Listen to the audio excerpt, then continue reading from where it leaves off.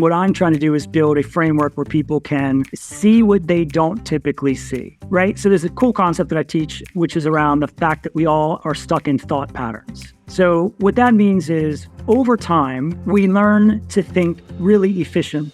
It's the way our brains work, right? When you face a problem in life and then you see a similar problem down the road, you kind of have figured out how to navigate your way around whatever this problem is. And so you're going to shortcut getting to that answer quicker, right? So the brain learns to take shortcuts to solve problems faster. And that's really good. It helps us, to think efficiently. It helps us to multitask. It's why entrepreneurs can move, at 100 miles an hour. But that kind of thinking, it's the antithesis of creative thinking. It locks you into one way of actually thinking, and you can't see other perspectives or other opportunities, even though they might be right in front of your face. And so I'm actually doing a little teaching as we talk today. I'm going to go a little deeper into that concept. But this thought process blinds us to other opportunities that might be more creative, more elegant, or help you scale, right? Faster, cheaper, bigger. We can't see them. And it's why when there's like an outside expert, when you get a mentor or a coach or an outside expert comes into your business, they might very quickly point out some very obvious mistake you're making or a better way to do it. And you're like, oh my God, how did I miss that?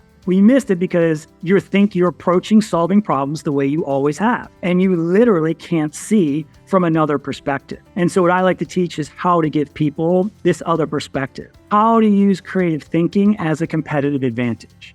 All right, welcome to today's VidTao Podcast. VidTao co-founder Ian Naj here, and today we have Will Hughes. So Will is the 9-figure man in direct response. He's helped 3 companies scale to 9 figures from low 8 figures. And a lot of times people talk about tactics, talk about, it was this thing, it was that thing, it was this creative hack or this media buying hack, whatever. Will is all about mindset shifts and thinking creatively and coming up with groundbreaking strategies that instead of trying to copy what other people are doing, he is giving you the swipe file of mindset shifts and framework shifts to come up with entirely new groundbreaking strategies that leave your competitors chasing after you. And so he's done this for companies like Organifi, where he was head of growth. I think they started out at 18 million a year annual run rate, and then he took them over to over $100 million. This was in less than a year. And you've probably seen all those amazing ads from them and a couple other companies as well. We'll get into all that on the show. But today, Will's going to walk through a pretty amazing exercise, actually. So get ready to take some notes, get ready to exercise your creative brains, and looking forward to hearing all the breakthroughs that you come up with after hearing and applying what Will has to teach today. So let's get right into it. This podcast is brought to you by VidTao.com. VidTao is our free YouTube ad library and spy tool, research tool. It's VidTao.com. At VidTao, we have close to 1 million unlisted YouTube video ads that you can search, find, discover how they're doing on a day-by-day basis. So you can really see what ads your competitors are running, see ads in different markets that you can model to create new winning ads for yourself, and a whole lot more. It's all there inside VidTao.com. Plus, we have a premium edition. So the database is free to access, but then we also have a premium edition where you have full unlimited access to the database. And inside there, we also provide training. So we also run an agency called Inceptly. That's INCEPTLY, Inceptly.com, where we've managed over $150 million on YouTube. It's a video traffic agency, and we've worked with everyone from brands like Descript.com, Huel, to real scrappy direct response, info products, supplements, health, beauty, e-commerce, you name it, we've done it, and love sharing what we've learned. Every week we drop new training in there, everything from YouTube ad media buying to running e-commerce creatives on YouTube to hardcore tracking and attribution tutorials to really level up your data science game for advertising, and everything in between. Right now, as we speak, we're working on a training regarding YouTube Shorts. Hopefully we'll be live by the time you hear this. On and on and on. This is our passion, is video advertising, and we want to share it with you inside of VidTao Premium. And actually right now, for a limited time, you can get access to VidTao Premium for a very special price. So if you go to VidTao.com, sign up for free, check out the database, upgrade to premium for this very special price, you'll get access to all of the database and all the trainings. And also wanted to add that At Inceptly, we do free brainstorm calls with clients like you. So if you ever want to get help or ask questions about your YouTube ads, your video traffic on other platforms, we're available to chat. Just go to inceptly.com/call, CALL, and set up a time to chat. It's free and would love to speak with you. Our team's waiting to speak with you. So without further ado, let's get into the show. Welcome to our VidTao podcast. Great to have you on. I think the last time we did something official, semi-official, was at the Oxford event in 2022, VidTao Live at Oxford University. So, and you absolutely massively over-delivered. People were raving about your presentation there, and I know you always got some really, really unusual and just groundbreaking stuff. So, really excited to talk to you today. Yeah, thank you. Yeah, it was really fun to get the chance to speak at Oxford University, which just an amazing setting and a good group of people. So that was really fun, and that was my big reveal party. It's the first time I was on stage talking about business creativity, and it was a lot of fun. So I appreciate you having me. Yeah, absolutely. So, I mean, I know you've been doing a lot of stuff though with the past. What has it been, like 6-9 months, however, since we last saw you present everything that you've been doing. So yeah, I'd love to just take a dive in and see what's going on. Yeah, for sure. So yeah, I mean, maybe it's useful I could just give a little background on please. I assume everyone knows who you are, but you're right, they might not already know. They probably have seen stuff that you've done, but they might not make the connection yet. So yeah, where could people know you from? Yeah, so I've been a vice president of growth or digital marketing at various companies for like the last 15 years, and I worked in-house at an agency, and then with 50 clients, and then I've worked in specifically for one brand at a time, and most recently was the head of growth at Organifi, and I helped scale them up from 18 million in revenue to 100 million run rate in a little over 18 months. And obviously that's a big aggressive goal. And it's actually interesting, when I moved from the Washington, D.C. area, where I know you just moved to, I moved from Washington, D.C. to Southern California to work with Organifi. And when I first took the job, the CEO pulled me aside on my first day or two on the job, and he said, okay, it's our goal to go from 18 million to 100 million. And I was just like, oh shit, like that's a really aggressive goal, right? Yeah. And I had to do it at a break even or a profit. So that's quite a challenge. And when I first kind of got that goal handed to me, I was not super happy. I thought, like, that's not really the way this stuff works, and this is a really big challenge. But I sat with it for a day or two, and I actually got really excited by the goal, because I just knew I could find a way to get there. And the way I was going to do it was to be thinking creatively, to be thinking differently from everybody else. And so what I wanted to do is build these frameworks around creative thinking for business that can help you, help scale up a business quickly. And that's exactly what I did. So been able to do it at 2 different companies now. I've grown 2 different companies up to 100 million in revenue. And actually, I just heard this week, a third company I consulted with is going to hit 100 million this year. Wow. Which is freaking awesome. Since that, I mean, I've kind of taken these frameworks. I've done some consulting and helped some other companies scale up. And then I've been teaching this material as a masterclass. And that's how you and I came to know one another is, I'll get on stage from time to time and share some kind of out there concepts around opening up our minds and thinking creatively so you can scale up really fast. Yeah, I know it's interesting too, because, you're basically the 9-figure guy, right? I mean, you take companies from this 8 figures to 9 figures, and you've done it again and again and again.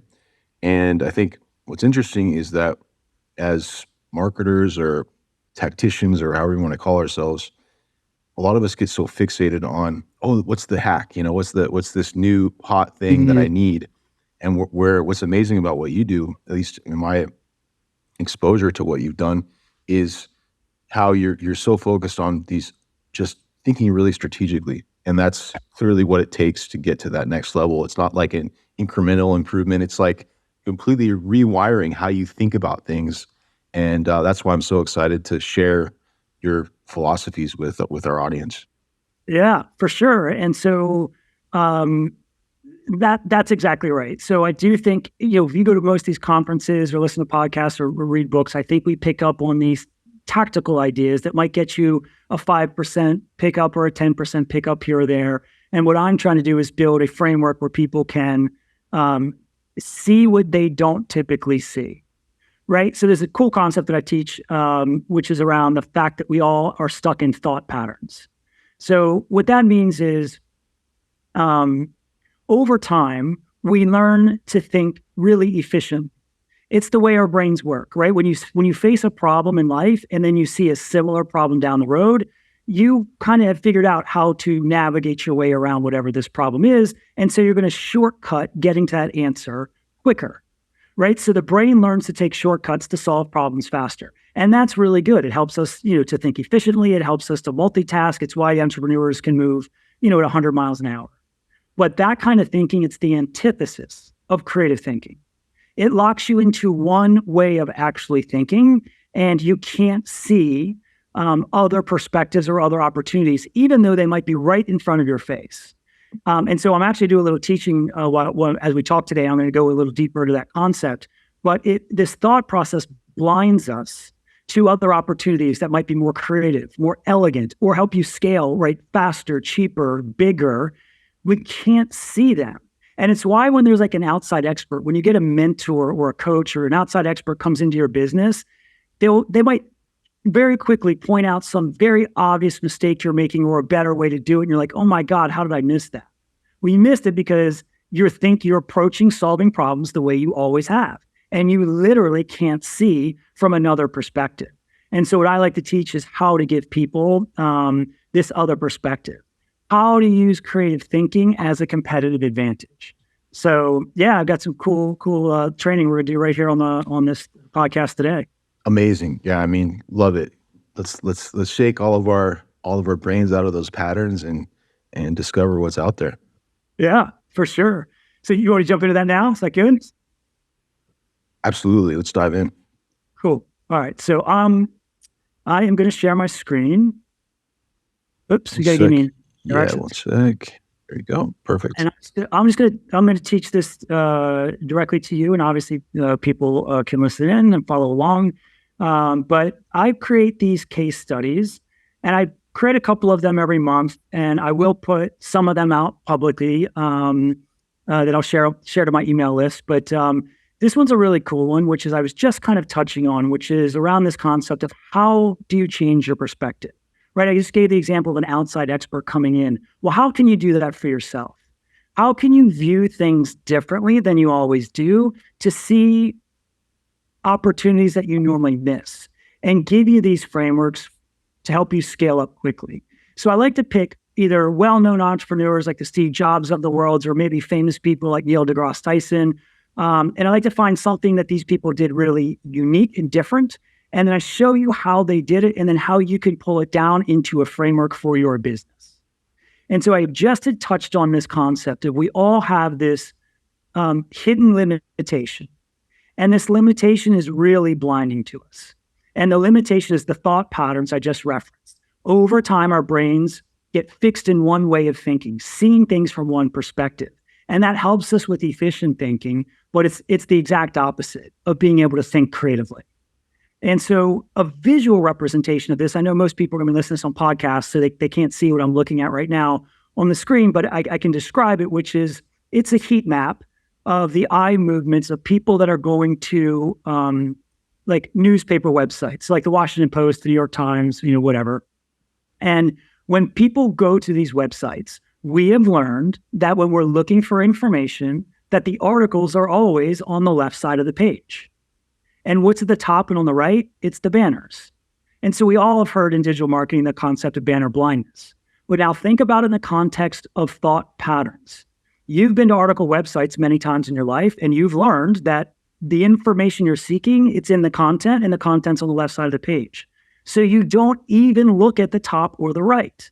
Now, what if the fourth or fifth time you go to a different news site, What if the most important piece of information was sitting on that right rail? They didn't actually have ads. You'd never see it.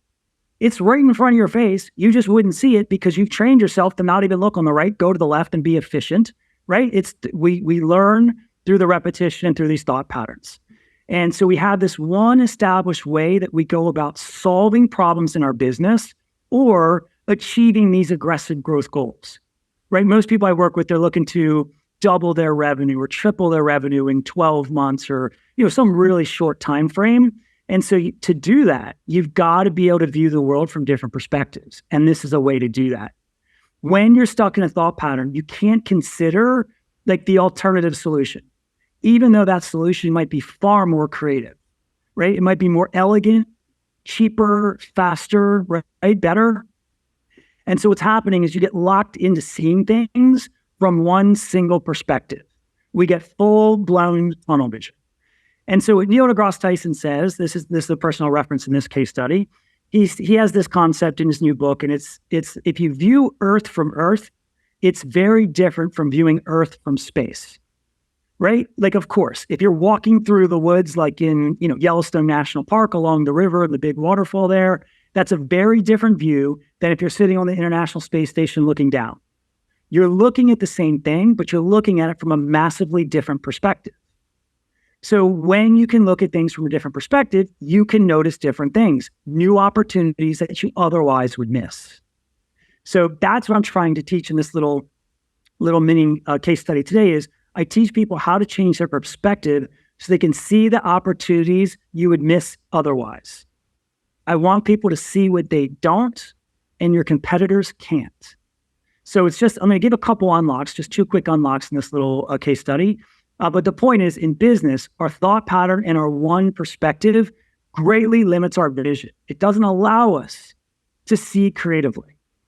And so the case study or the example that Neil deGrasse Tyson gave on a recent interview, he was referencing this study that's done by Gallup. So Gallup polls or Gallup research, they do a poll every year for the last 30 years, asking people about crime and their feelings on crime and safety. And what they found is every single year, people are reporting that they feel less safe this year than they did last year. And that's been the same answer every year for the last 30 years. But then he referenced a second study, which shows that violent crime is actually falling.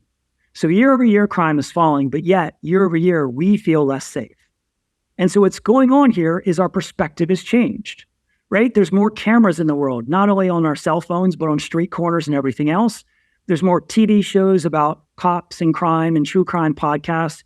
And so we're seeing more crime than we've ever seen before. And we're seeing a lot more violent crime, right? Violent crime is getting captured on film, like school shootings and things that are really, shocking and disturbing, right? And so they're scary.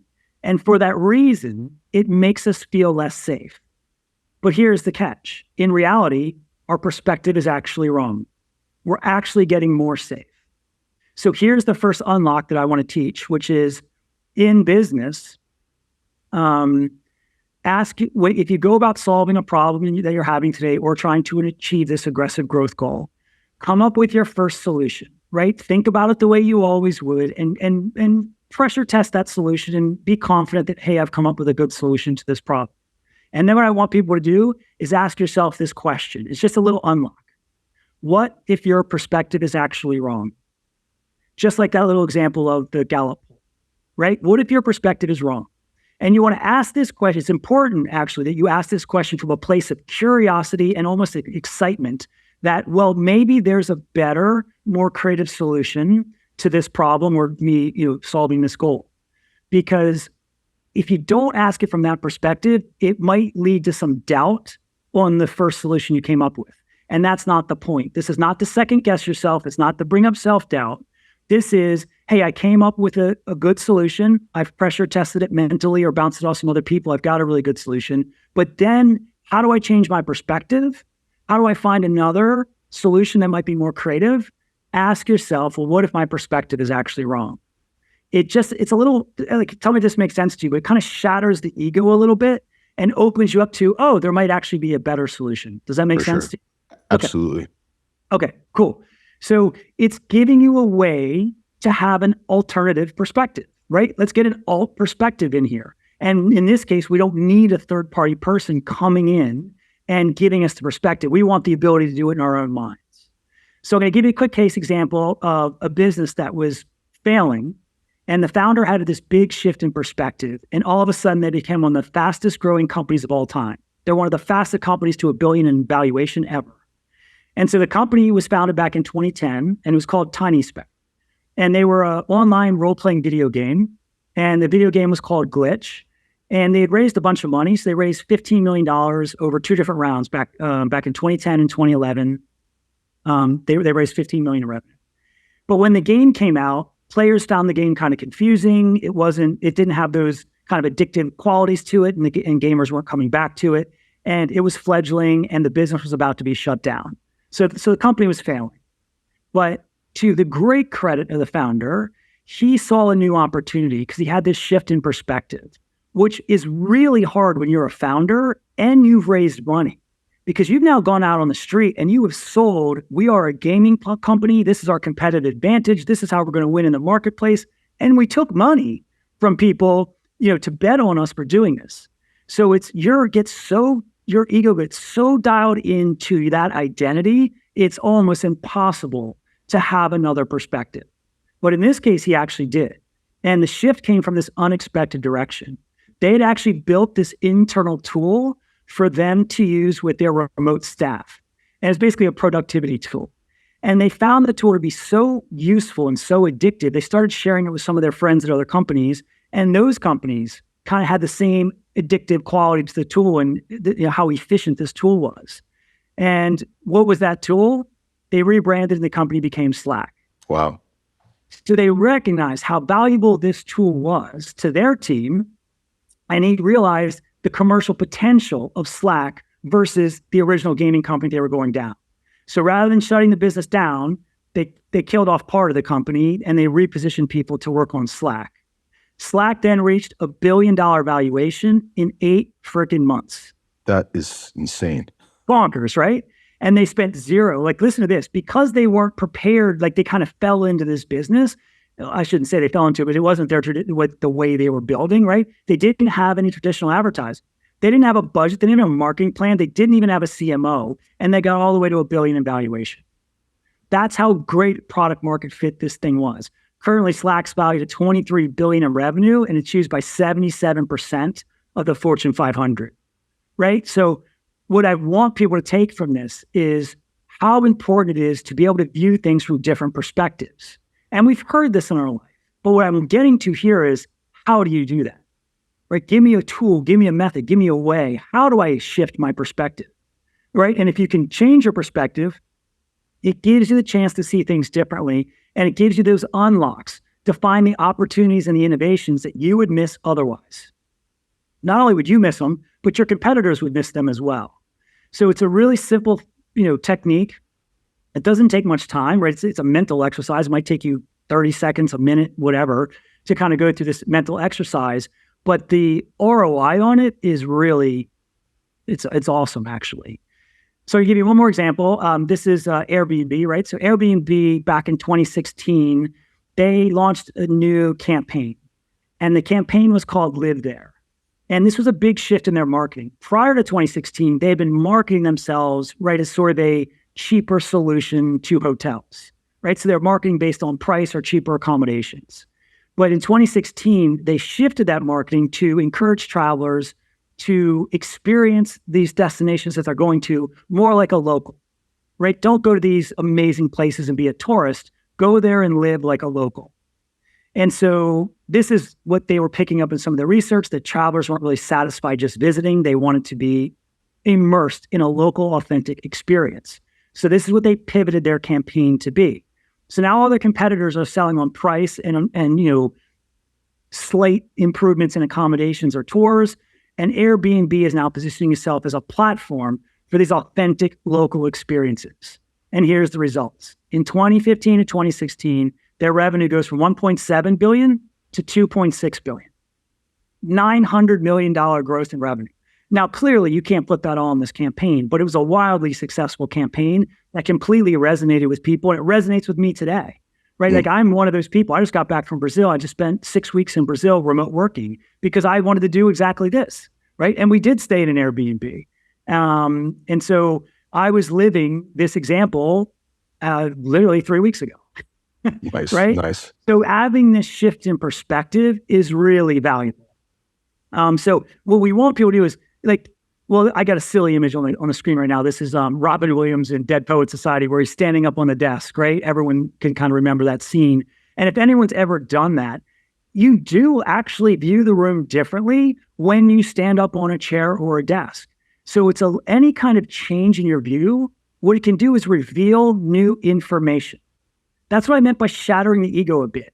When you're so dialed into your ego as the founder and you're doing this gaming business and you're always right because that's how you have to sell it to raise money, it's really hard to be able to onboard a different perspective or this new information.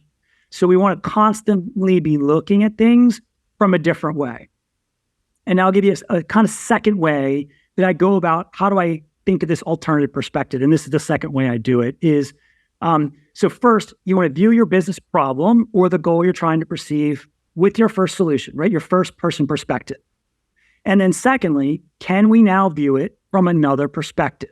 And the way, the second way I kind of go about doing it is, I'd like to try to put my brain into, what would other people in the business think about this? Or, what about someone who's close to the business? What would they think about this? And so an example I might give there is, let's say I'm the CEO of a D2C brand and I'm doing our budgeting and growth planning for the coming year. And I'm looking back over the last 12 months and I'm thinking we had some things go really well for us and some things that didn't go so well. And I think the net is we're going to have a modest growth year, maybe a 5% revenue growth in the coming 12 months. So that might be my perspective. Now, how can I get a shift in perspective? Well, let me put myself in the shoes of my, executive vice president over sales. Maybe the EVP of sales is going to say, well, actually, we've lost 10 big deals in a row to our competitor, and we're getting our ass kicked in the marketplace. And I actually think we're going to drop 20% in revenue in the coming year, right? So he's got a different perspective because he's sitting in a different chair. He's seeing different things. He's got different information. Then you go to the investor, right? Go to an outside investor, and the investor might say, well, I've got this global vision of your industry, and I've got other investments. And actually, if you make just a slight change in your positioning, not only do I think you can grow, but I'll even drop in some money, and I think you can grow by 25% this year. And so just the little technique there is in unlocking, how do I get a second perspective, right? I gave you the first one earlier, which is asking the question, what if your perspective is always wrong? Another unlock is, well, just put yourself literally in the shoes of others in the business or near the business where they would obviously have some sort of different information, which is just another little trigger for an unlock, right? So what Neil deGrasse Tyson says is we need exposure to other ways of thinking. And what he teaches in his book, so his newest book is called Cosmic Perspective. He teaches, well, look, we all feel like we're the center of the universe at times, right? Definitely founders and CEOs, we think, I know you agree with this one, right? And I know you interview them all the time. So we all think we're the center of the universe at times. But what's happening is our perspective and our single, and the thought pattern that we get stuck in gives us this very narrow view. And so we can't think creatively. And so his point is, if you can get a size adjustment to the vastness of the universe, that's another way to break your ego and open up your mind. And so what he's reminding people is, put yourself in the context of the universe, right? There's over 100 billion stars. There's billions of galaxies out there, like our Milky Way. And don't forget, we are literally standing on a rock that's moving through space at 67,000 miles an hour. And his point is, if you can stop and take that mental break and put yourself in context of the universe, right? He says, if you can put your life into perspective, it might make you feel less significant. And that's the way, again, to sort of shatter the ego. Well, maybe I'm not the center of the universe and maybe my perspective is not always right. And that's the unlock, right? That gives you the chance to say, okay, maybe there's an alternative solution. Maybe there's a more creative solution. So it opens your mind to other views and other vantage points. Does that make sense? Does that resonate? No, absolutely. Yeah. Yeah. So this is just a way to change your perspective, right? To how to see things more creatively. So I'm just going to give you a quick summary, and then we can wrap this up. But so number one, we're all limited by these thought patterns that we have, right? It helps us to think efficiently and shortcut getting to solutions, but that's good for efficient thinking. It's just really bad for creative thinking. And it locks us into seeing things from this one single perspective. And one bit of unlock in this is, hey, that one perspective can be wrong, right? Like that Gallup poll, right? What if our perspective is actually wrong? So having the ability to have an alternative perspective is a total competitive advantage. It gives you this broader vision and your ability to think creatively and think innovatively. So that's the challenge I'll throw out to you and to people, which is take the next problem that comes up in your business over the next week, or if you're working on achieving some big goal, how do we double revenue by the end of the year or whatever it is, outline your first approach to this, outline your first approach to the solution, and then provide, pressure test that solution. Don't make, do your normal thought process of how am I going to overcome this problem or achieve this goal, and settle on a strategy. But now, can you provide me a second perspective that's completely different from the first? That simple extra step is where your creative mind will kick in. And you might find something completely unique and creative that could be far more elegant and get you to your goal much, much faster. So you're going to come up with the first answer, come up with that logical answer or the obvious answer, the way that you would always do it. And now give me the non-obvious answer. Give me the second alternative solution. Margaret Atwood is the writer and author of the TV show The Handmaid's Tale. And she puts it this way. She says, can you present an uncommon point of view? Right? So if you're giving me the common or the obvious, what's the uncommon or the non-obvious? And I'll just give you three little non-obvious ones that are kind of mind-blowing, right? How about Airbnb? When it first launched, renting your couch to strangers.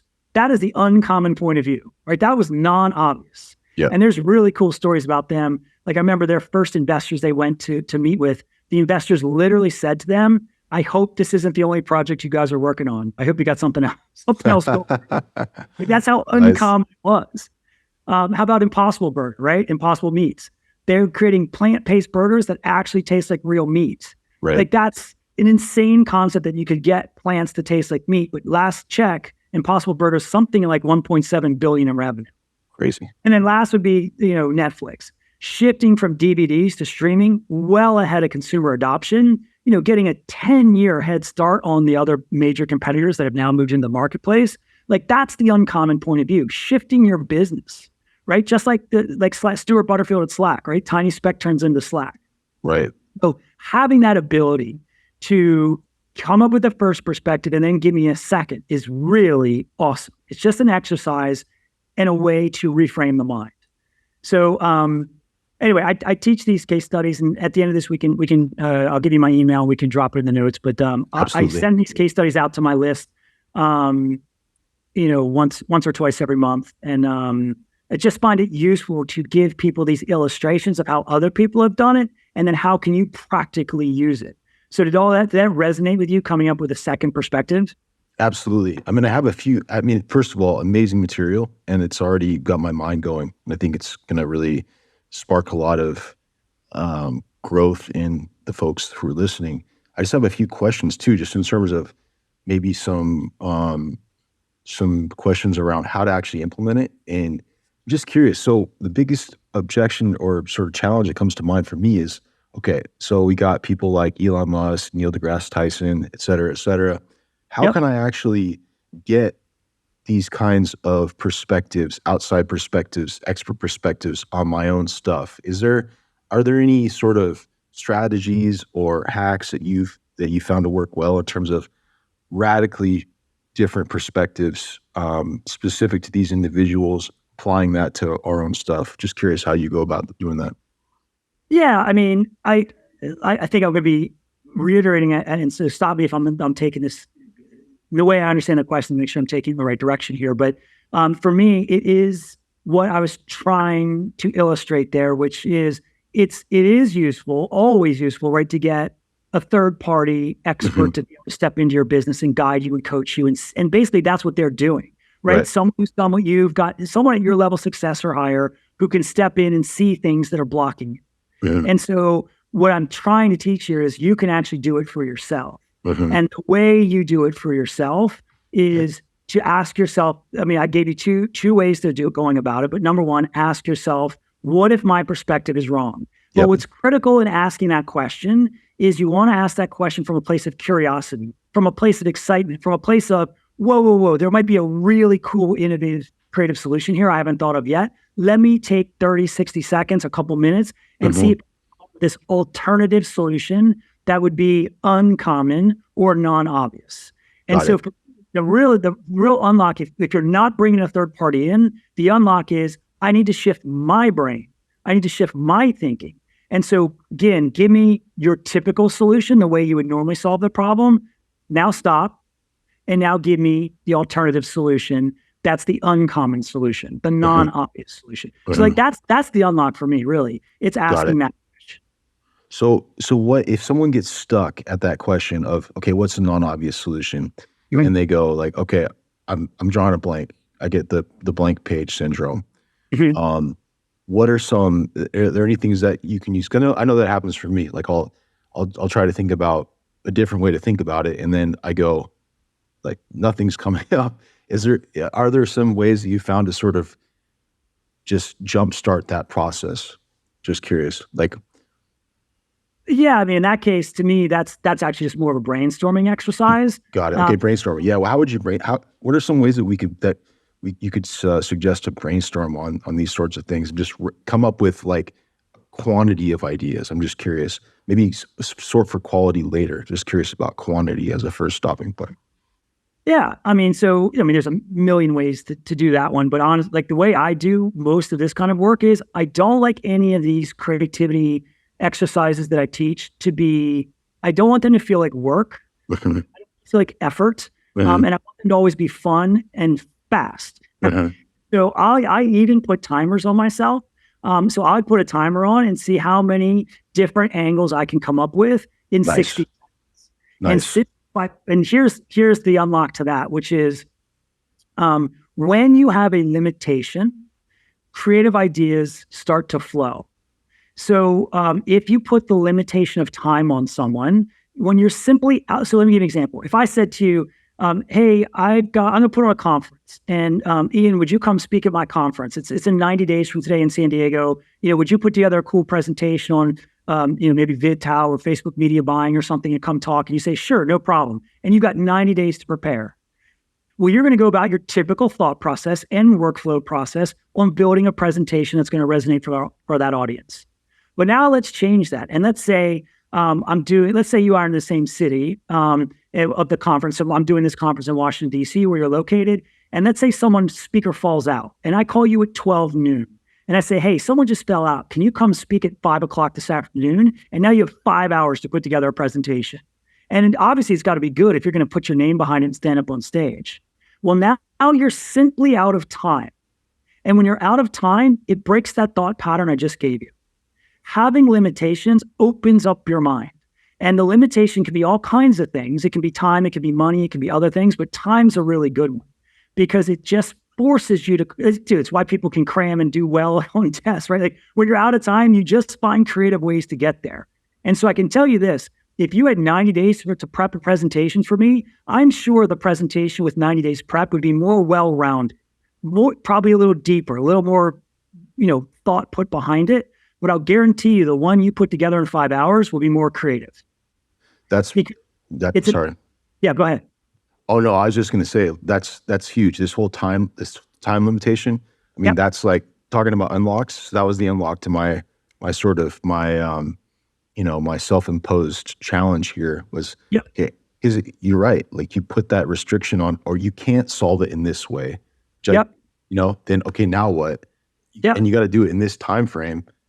Then you really, your brain fires another gear. So yeah, I love it. Fires another gear. It unlocks you from being stuck in that thought pattern. And the other thing you can do is come up with a big, wide variety of answers. It's okay if the answers are ridiculous and not practical, because what you're doing is you're opening up the creative thinking mind, which will lead you to the ultimate better solution. So it's okay if some of the answers even get ridiculous and non-practical.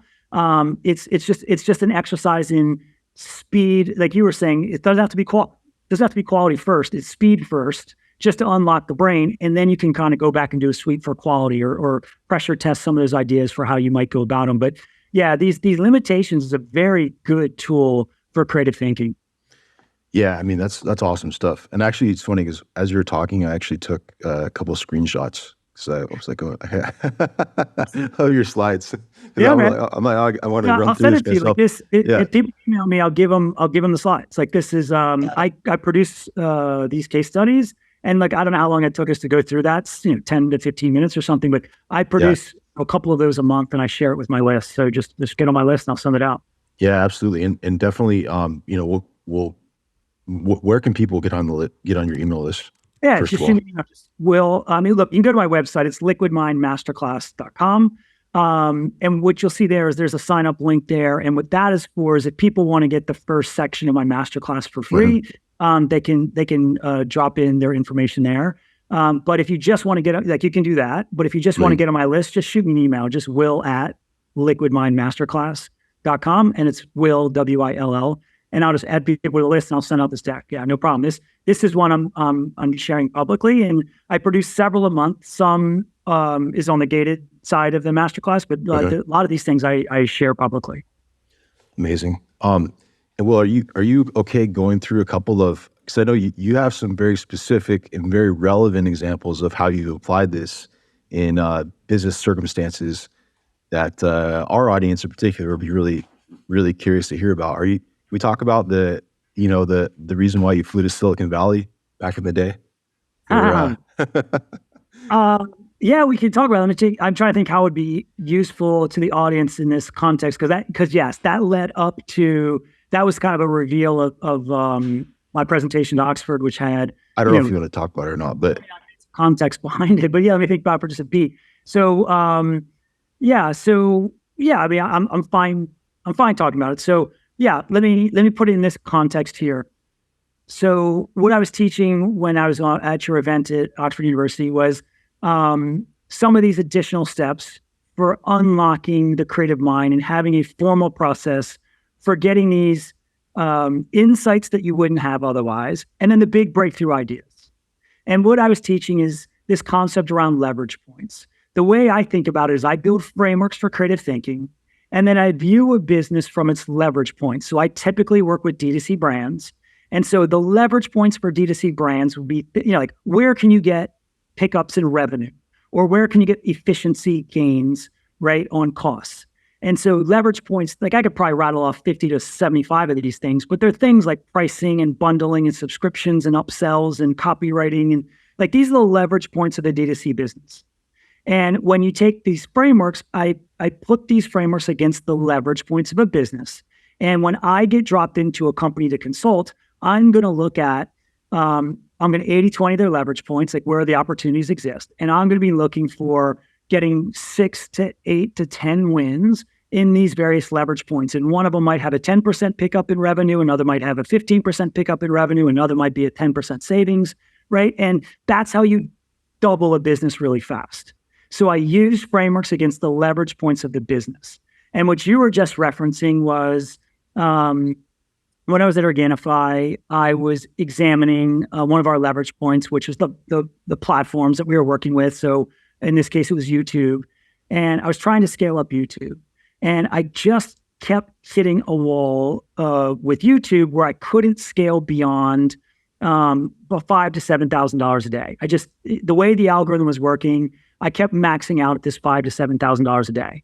And so applying some of these creative thinking techniques that I teach, I had two big insights, and which eventually leads me to hopping on a flight to San Francisco. But the first insight is I figured out kind of in a general sense, how the algorithm was working and why it wasn't allowing me to scale beyond the 5,000 a day. And what I noticed was I was able to I could get the first winning video with YouTube, product one, video one, to scale up, right? The first winning video takes off and I'm earning $5,000, $7,000 a day. I'm take it back. I'm spending $5,000 to $7,000 a day at a 1-to-1 as a typical return people might be looking for on cold traffic, right? And so I could scale it up to 1-to-1. But as soon as you introduce video number two, product number two, video number three, product number three, and so on, the algorithm, this is back in the day, right? This is 4.5, 5 years ago now. But what the algorithm was doing was it was giving all the volume of traffic to one of those videos and suppressing the videos and the performance of the videos for the rest. And Facebook has had some of these issues over time as well, right?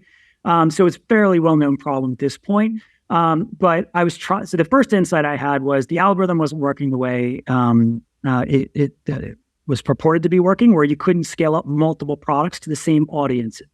So that's the first insight I had. The second one I had was I did figure out a way how I could get around it, but it was a black hat tactic. And when you're trying to scale a business to sell, you can't go black hat. You got to go white hat. And so I actually came up with a solution that was white hat, but it was against policy. It was against the rules at current take, which was coming up with multiple accounts to run each product out of its own multiple account. So again, this may be new to people, it may not be new to people. What I'm actually teaching is a thought process. I'm not teaching. Exactly. Not tactics, but your lateral thinking on this was super cool. That's exactly right. So I'm trying to think divergently to come up with some other solution. And so I did come up with a solution, and the solution was I needed multiple accounts. However, back then you couldn't get multiple accounts. I was definitely one of the first people to get multiple accounts, and I know I was because the way this went up the chain at Google.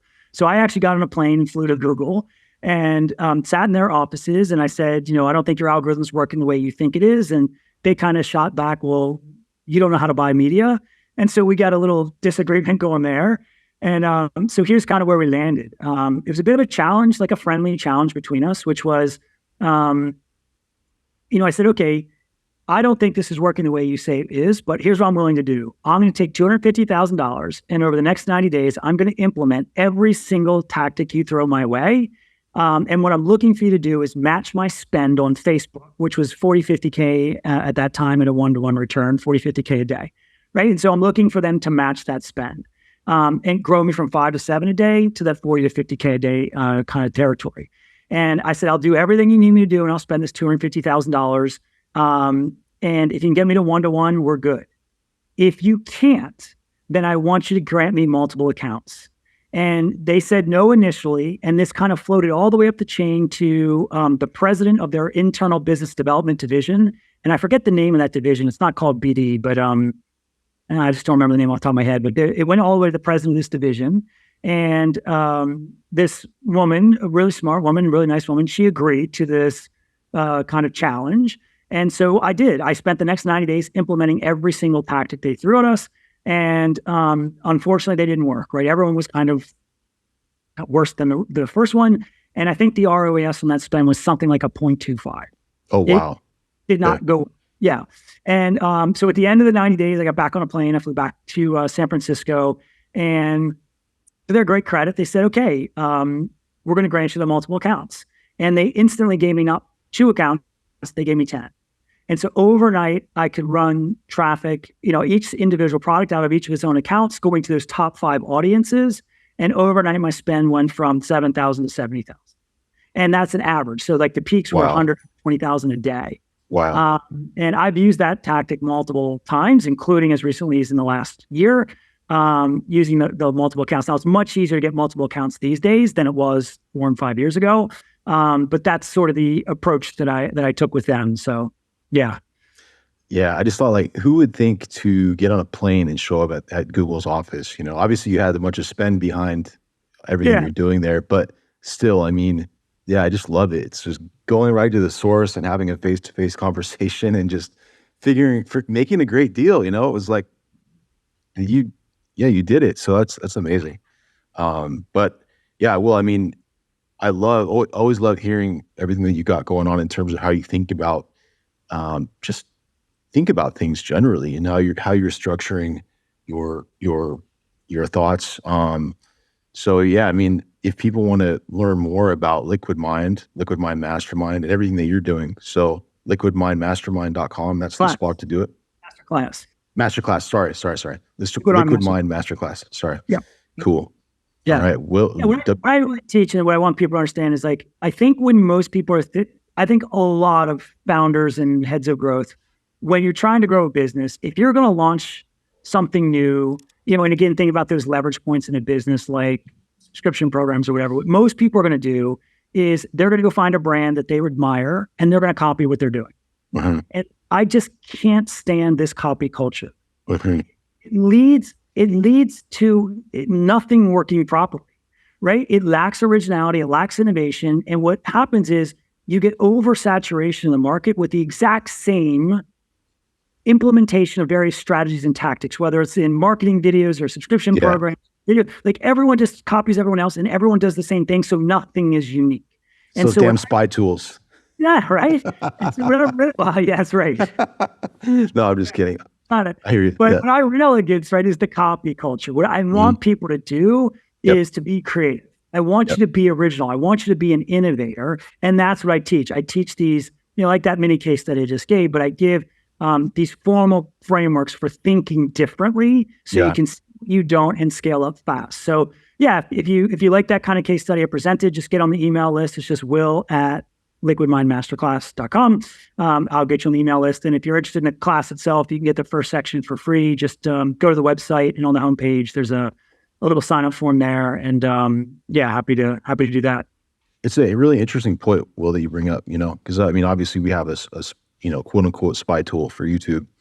And which is amazing, by the way. Everyone knows no, I'm not. I know what I want to say is like the real swipe file is not what other people are doing right now, like how they're, the way they're structuring their copy, etc. The real swipe file is what you're teaching, which is these frameworks that it's like a toolkit that you can then apply to whatever situation you're in. And then you're the one coming up with that, that new idea.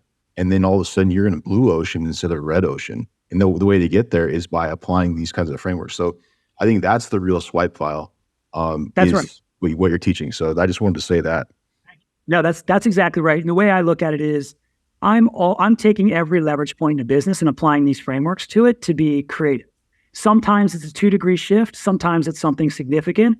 Sometimes I get a small win. Sometimes I get these huge wins. Some of these wins are visible that people can steal, and lots of them are not. Right. And so if they're just knocking me off, good luck catching up, because I'm I'm using these same frameworks on the next leverage point, the next leverage point, the next leverage point. And so if people are going to live in this game of just copy culture, that's a race to the bottom that you're going to lose. Someone can always outspend you, and every tactic you learn is always going to, change and evolve in the next 90 days anyway, 6 months anyway. You need to be out there innovating, and that's really what I'm after. So. Man, I love teaching this stuff. So super fun. Yeah, it's awesome. And Will, looking forward to our next conversation, and thank you for being on the call. And I'm really excited to hopefully share this with people who maybe don't know all the stuff you've been behind. I'd love that they're going to get right to the source in terms of the innovative ideas and frameworks that are responsible for a lot of that success, that 9-figure success. So thank you so much for being on our show. Yeah, man. Love it. All right. Well, thank you for joining us for this episode of VidTao Podcast. Again, my name is Ian Naj, co-founder of VidTao, and really appreciate you having a listen. And it means a lot. So if you have any feedback, go ahead and email us at info@vidtao.com. Love to hear your ideas for future shows, future guests. If you want to be a guest, let us know. Love to chat. Also, just as a reminder, this show has been sponsored by VidTao, which is our free YouTube ad library, vidtao.com. Again, you can go to VidTao and look up over 1 million ads at this point inside of VidTao. They're all unlisted YouTube ads. You can see what your competitors are running, track the results on a day-by-day basis, find new ads inside of our YouTube ad library, VidTao. And we also have a premium edition of VidTao. So the library is free to access, but for full unlimited access to the library, we have a premium edition of VidTao. We also have training from our inceptly.com agency, which is our sister company to VidTao, where we've managed over $150 million on YouTube. We provide training on media buying, creatives, tracking, copywriting, everything in between. It's all there inside of VidTao Premium. And right now we're running a very special deal on VidTao Premium. And you can go claim that right now at vidtao.com. When you sign up for free, you'll see the offer to join Premium, and go there and check that out. And last thing, we also do free brainstorm calls with our agency Inceptly. Go to inceptly.com/call. And we love brainstorming with you on your video advertising and just marketing in general. Love to chat. So inceptly.com/call, CALL. Would love to speak with you. So thanks again for joining us and looking forward to the next show. In the meantime, have a great week.